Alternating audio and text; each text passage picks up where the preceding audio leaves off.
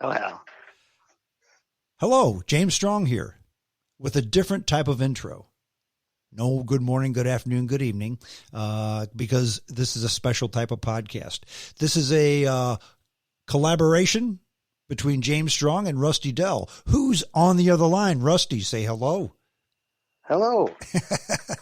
Yeah. Now, those of you who know Rusty, he's been on the show before. He's a podcaster. He has the Rusty Dell podcast. He's where do you live in Franklin County? Yeah, I'm right here in East Central Missouri in Franklin County. There you go. But we thought about just doing a podcast. We thought, what are we going to talk about? We've had the pandemic. Things are kind of tough. So we thought we'd do a co-podcast together. So anyone who's listening to this podcast they can listen to the James Strong Show podcast, the Rusty Dell podcast, and they'll get the same thing. 2 for 1. So how long have you been podcasting, Russ? Tell me a little bit about it, your studio, etc.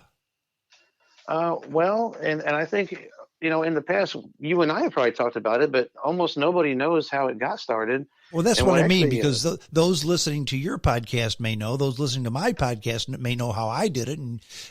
But my folks maybe don't know how you did it, and your folks maybe don't know how I did it. Yeah. So I used to work for the small town of Gerald. It's a tiny town on the western edge of Franklin County. I worked for the city. I was a police officer out there, and I had a boss who was a lieutenant, and he knew that I was big into like stand-up comedy. Not that I do it; it's just I watch it all the time. Mm-hmm. And always been impressed with people that can get up in front of a bunch of other people and not get nervous. And I know that took a lot of practice, but then sometimes I would tell a funny story at work, and my boss would say, "Well, you're kind of funny. You tell stories. I like your stories." And so one day he says. He actually was texting me on Facebook. I guess you say messaging. It was late at night, and he says, "Do you listen to podcasts?" And I said, "Well, funny you mention it. I never did before, but I've been listening to the James Strong Show since 2010, and then some things happened, and then now he's in the podcast format. So I listened to one. I listened to one podcast, And he says, "Well, I just discovered podcasting, and I think you should do it." And I thought, I've heard my voice rather on like people's answering machines, and we don't have those much anymore, but I know what I sound like, and I just don't know if I like my voice. And he says, "No, you got to try it." So I got to thank him. It was my friend Mason. It was his idea, and that was, I think, like the weekend before Easter weekend in 2018. And I ended up messaging you to ask a question about what would be a good USB mic to buy, or like something that I could buy that wouldn't cost too much money and would sound good. Mm-hmm. And then you kind of surprised me, because you said, "Well, we can talk about all that, but how about this? Why don't you just come out to the studio and do the show?" And I didn't expect that, I was instantly excited, but also nervous at the same time, And so then it was like, well, and then we talked about it a little more, and you said, "Hey, why don't you go ahead and bring the wife out, and we'll ask her questions about what it's like being married to a small town cop." And that was a lot of fun. If you recall, though, I was a little nervous, and she sounded great, but I think I sounded a little uptight. You were fine. It was fun. You were fine. Yeah. And nobody likes the sound of their own voice. Or I should say, few people like the sound of their own voice. They always think somebody else sounds better. But if you're just talking you don't need to use that broadcaster's voice and puking over the microphone. "Hi, this is James Strong from the James Strong Show." Yeah. You don't need to do that. Just talk in your normal voice, and you're fine. So that was kind of my first experience, and then. I want to say it was almost a year later, maybe more than a year later. I think I came back and I did your show again. So I've been on there, twice now, not counting today. Mm-hmm. The second time we did it poolside, I felt like I was much more relaxed. But by then I had done maybe a couple episodes of the Rusty Dell Show, so I was a little more used to, being in front of a microphone and talking. Mm-hmm. So mm-hmm. I like that a lot. So we did, but the way the first one happened was. So my mixer board that I use, and I'm not someone who knows a lot about technology, but it's a Behringer 1204 FX. It's got some built-in, sound effects you can use. Mm-hmm. I don't get into that much.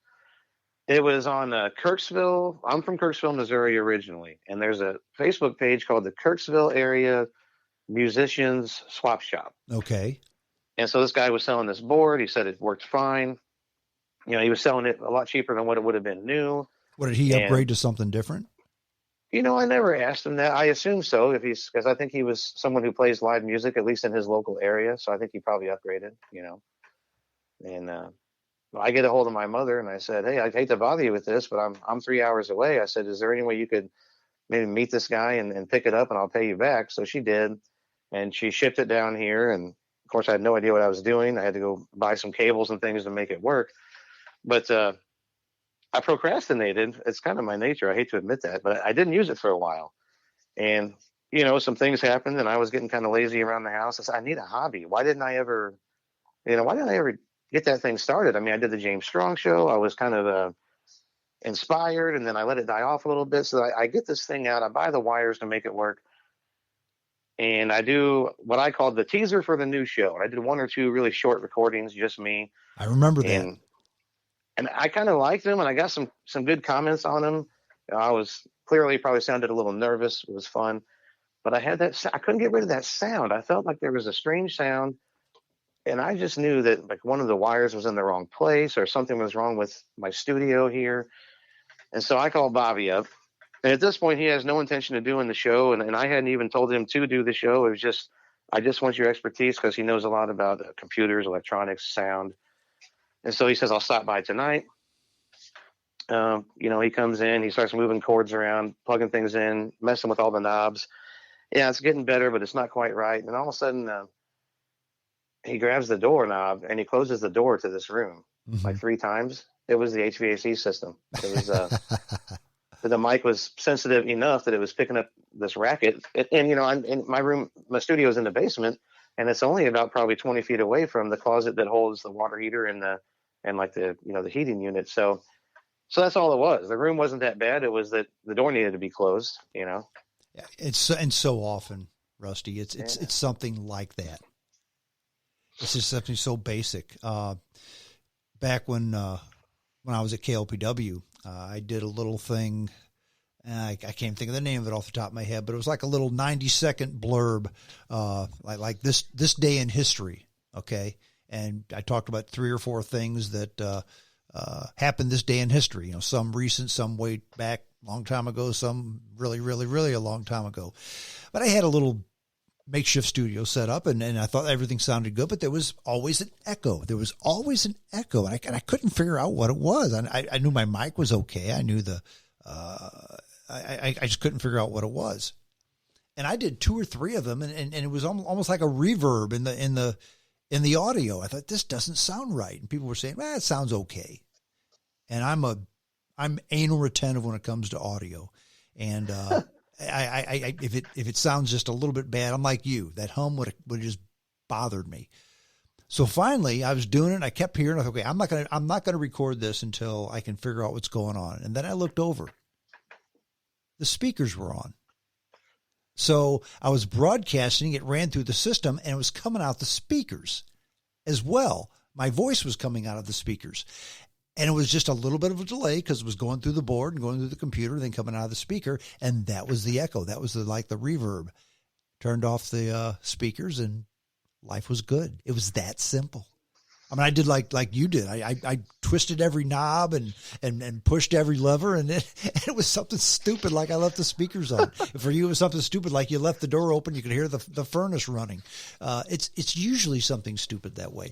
But through trial and error, you find out what it was. And that's some of the fun with podcasting. Okay. I have to think that you're probably making almost as much money as I am at this. Maybe just a little bit less. You have more listeners than me. You can't make less than 0, Bubba.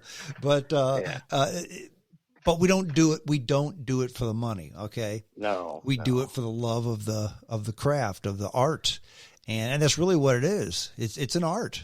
It's entertainment.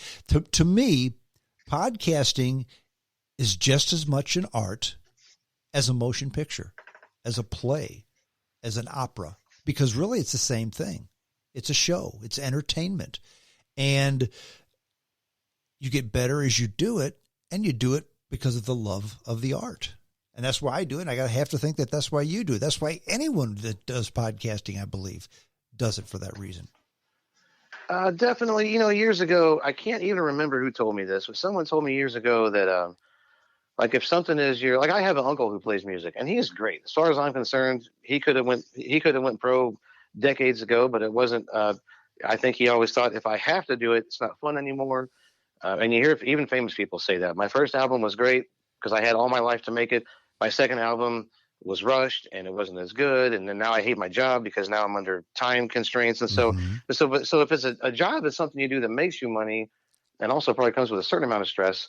But a hobby is something that probably costs you money in all reality. So, Mm-hmm. so for me, podcasting is obviously not a job; it's a hobby, and one that I hope to get back into on a more regular basis. But yeah, there's no money in it, and there probably never will be for me.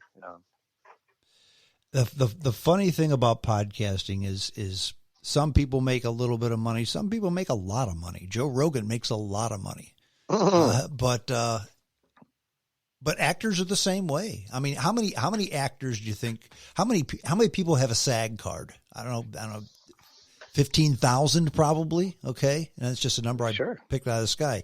Out of those 15,000, there's probably 1,500 that make a living. And there's probably, of those 1,500, there's probably 500 who make a good living. And there's probably 100 who make a killing living. So 100 out of 15,000. And those are the 100 that you and I would know. If someone said their name, you'd say, "Oh yeah, I saw him in that one thing." Exactly. You would know that guy. Brad Pitt, Angelina Jolie, Tom Cruise, those people. Okay.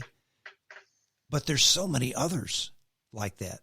I mean, basically, if you go to Los Angeles and the person who's serving your food at the restaurant, if you ask them what they do for a living, they'll say, "I'm an actor." Okay. but I really, I'm a waiter or a waitress too, but that's what they're doing until they get the big thing. And quite often they don't get the big thing.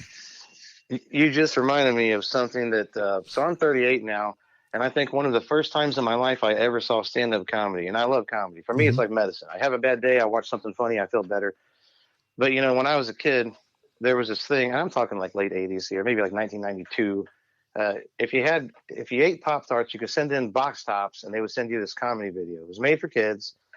Some of the people in the video were not necessarily known for like a clean act. So obviously they had to film this special so the kids could watch it. Right. But it was still pretty funny. It was stuff that even adults could laugh at. And there was I don't want to mess this name up because almost every single person in that video is still well known and famous today. I mean, Paula Poundstone was the host. Oh, wow. I'm trying to think. Was it Marty Stilson? I don't know if he's doing things anymore. I need to Google it and get the names right. But who's the one guy? Is it Anthony something? He's a black guy. He's absolutely hilarious. Tall, good looking guy. I think he's actually has some kind of illness now, but he still performs and he's very funny. But I think he was the one that said. But one of them had said what you just said, where every time you try to get you can't even go to a McDonald's, and it was like, hey, listen, man, I might be working here now, but really I'm a choreographer / producer. And he says, okay. And he goes, why don't you dance over there and produce me a cheeseburger then? And so this is, I mean, you're saying it now in the year 2021. I first heard that, and I shouldn't, I mean, I'm not making fun of anyone who's out there chasing the dream. I'm not, because I know someone like that. But it's just so funny that you're using an example it's been used since I was a little kid. So it's obviously a real thing, Yeah. And you have to have dreams. Okay. Sure. We all have jobs. We have to make a living. We have families to raise. We have mortgages to pay, et cetera, et cetera. We have a job is what we do to make money, and making money buys the tickets in life that lets you have fun. Okay. The equipment that you and I bought for our podcasts, we earned that for the money from the day job. Okay. But it's just, to me, it's tons of fun. Once upon a time I played golf. I don't play golf anymore. Okay. That kind of came and went. I've had more hobbies than I can count. And they kind of come and go. Some I still keep, some I still enjoy, but I just don't have time to do it. But this is the one thing that I've done probably for the longest time consistently. I mean, it started with radio, and then I did radio for 12 years on the weekends, and then they changed formats at KLPW, started at WGN.